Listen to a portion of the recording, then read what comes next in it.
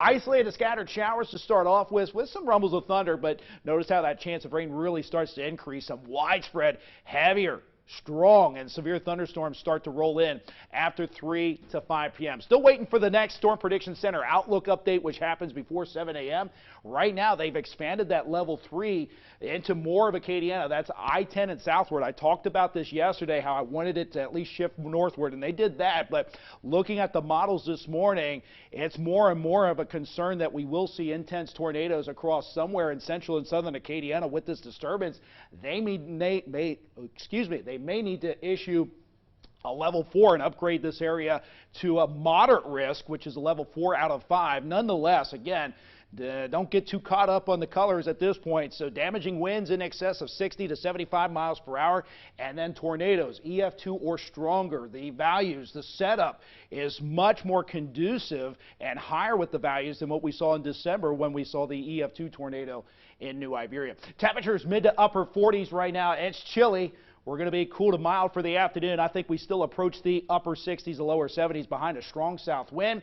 Right now, east winds at about 5 to 15 miles per hour, but gusting this afternoon 40 to 50 miles per hour. This is not severe thunderstorm wind gusts. These are just non-thunderstorm wind gusts. This is what we're going to be dealing with through the afternoon for all of Acadiana.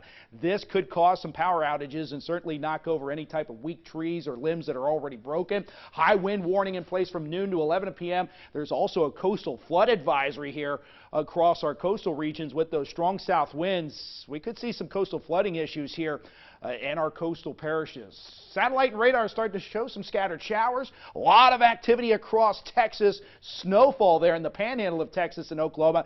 This is just one of the components to what is really ramping up that severe threat in Acadiana. What you're not seeing right now is a low pressure system that will be developing right along the Gulf Coast of Texas, and that's the one that amplifies and enhances the severe risk in Acadiana, and will be really bringing up those wind gusts for the afternoon. So some isolated scattered showers through the first half of the day, also a little past lunchtime. I don't expect any severe weather until really after 3 to 5 p.m. Future Track, all the high resolution models have been pretty consistent, bringing this intense line of storms past Lake Charles at around 4 to 5 p.m., continuing to march eastward, reaching Lafayette around 7 to 8 p.m. this evening. Everything should kick out of here by 10 p.m., but as we go through those evening hours, damaging winds along the leading edge of that line of storms, and there is a, I think, significant threat for intense tornadoes. The tornado parameter I showed you yesterday has increased in value and has even expanded a little bit further north now that the models are getting a better grasp